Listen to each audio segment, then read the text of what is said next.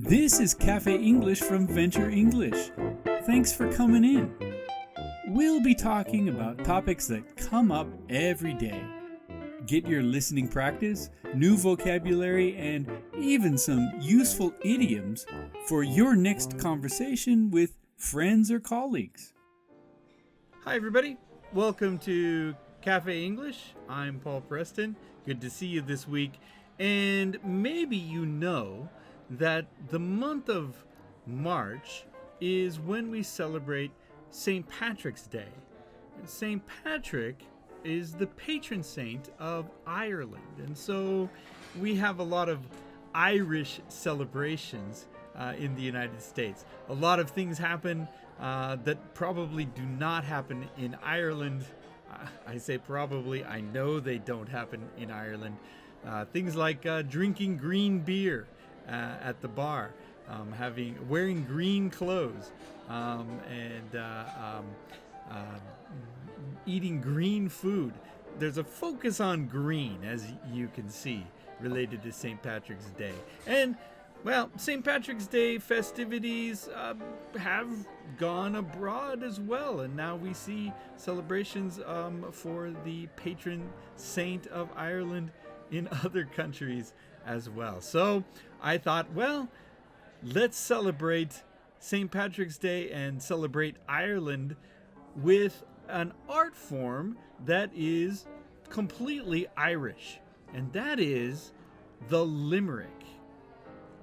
Probably you've never heard of a Limerick. Maybe you've heard of the town in Ireland called Limerick, but from that town came a kind of poetry, a kind of comic poetry that has become popular all over the English-speaking world.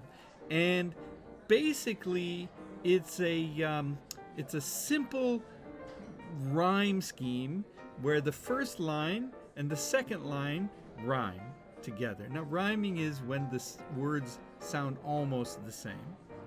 And then the third and the fourth line are shorter and they rhyme. And then the fifth and last line is going to rhyme with the first line. And that's the basic structure of a limerick. And I don't really need to get into it in too much more detail. But you can certainly research limericks online and learn more about how to write them if you're interested. But I want to read a couple of good limericks that you might enjoy.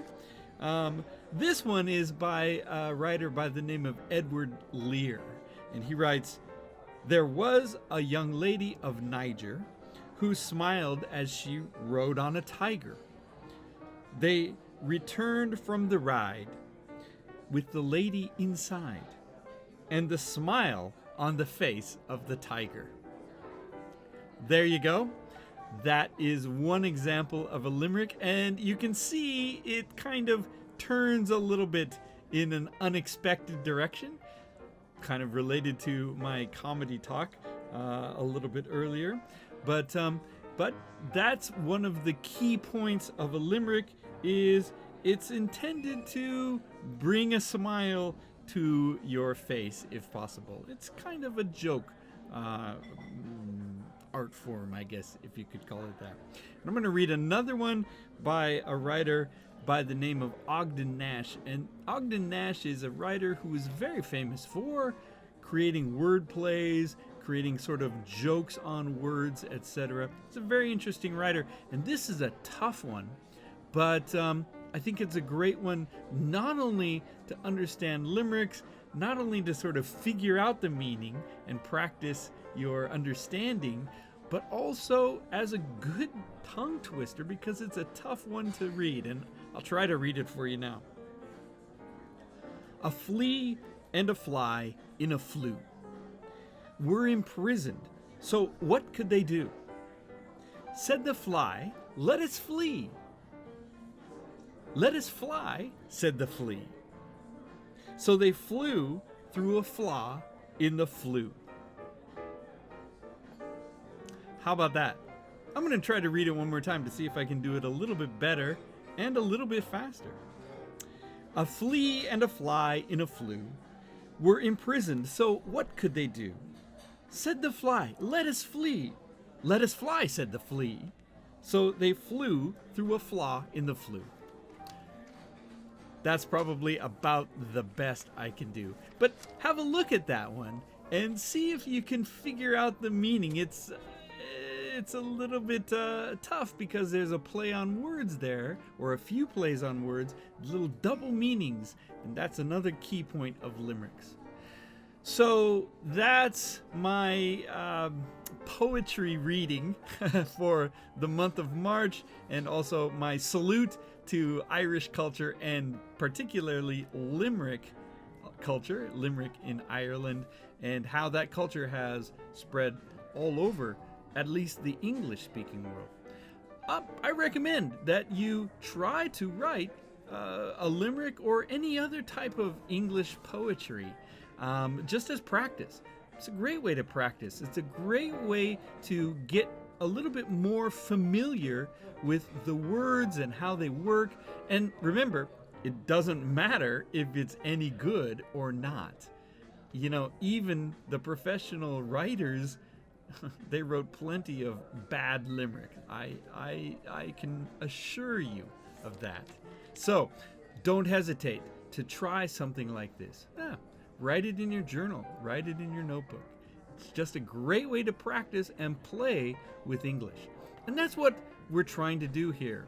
We're trying to have a little bit more fun with English, trying to learn English in a fun way while building up your confidence and skill. So I hope it's working for you.